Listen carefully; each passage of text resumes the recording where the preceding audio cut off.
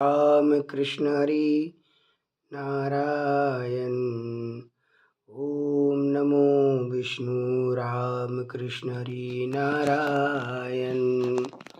प्रश्न है कि कथा किसके मुंह से सुनना चाहिए और किससे कथा करानी चाहिए।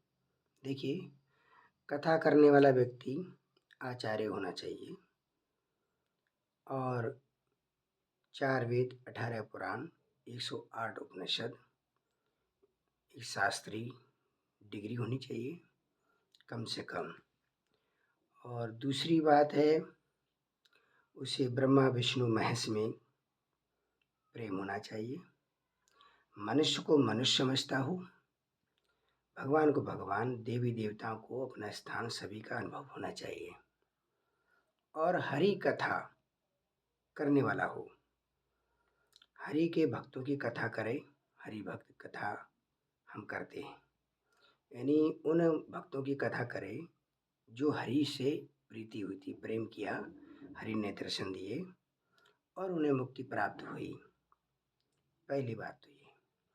दूसरी बात, गले में तुलसी धारण करने वाला हो, माथे पर चंदन तिलक हो और समभाव हो। देश किसी से ना करता हो, पशु पक्षी पेड़ पौधे मनुष्य जीव जंतु सभी में समभाव देखता हो, दुष्ट का निंदा करता हो, भक्तों की भावना को विस्तार से चर्चा करता हो।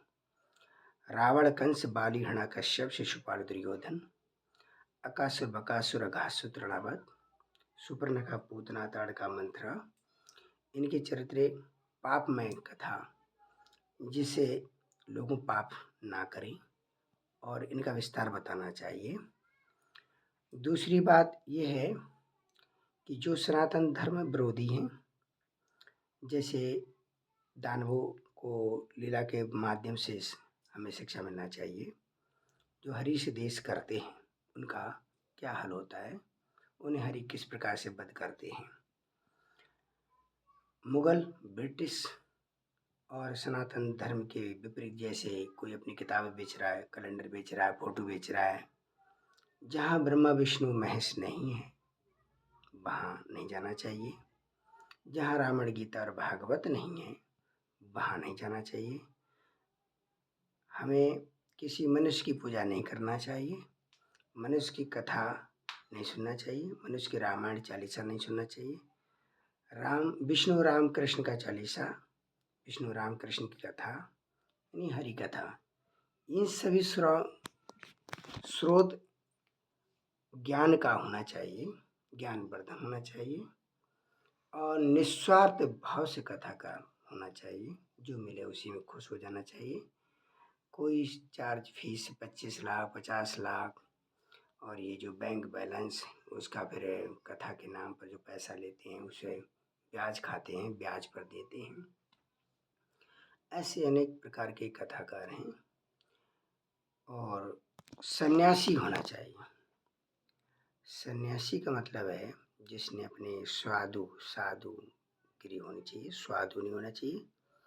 जो मुख में बीड़ी सिगरेट तंबाकू गुटखा पान मसाला मावा चरस गांजा भांग चाय कॉफ़ी प्याज लहसुन इन सभी चीज़ों को मुंह में नहीं डालता हो, ऐसे व्यक्ति के मुख से कथा सुनना चाहिए। सन्यासी से कथा करानी चाहिए, ये कथा के नियम है। क्योंकि सुखदेव गोस्वामी सन्यासी थे और जो भी हैं कथा कर रहे हैं स्वार्थ नहीं होना चाहिए। ऐसे निस्वार्थ भाव से सुखदेव गोस्वामी की तरह कथा करने वाला होना चाहिए। ये सभी हमें ध्यान रखना चाहिए कथा करवाने वालों को। जो कथा में 25 लाख दो 50 लाख दो ऐसे जो मांगते हैं वो कथाकार नहीं होते, व्यापारी होते, बिजनेस करते हैं।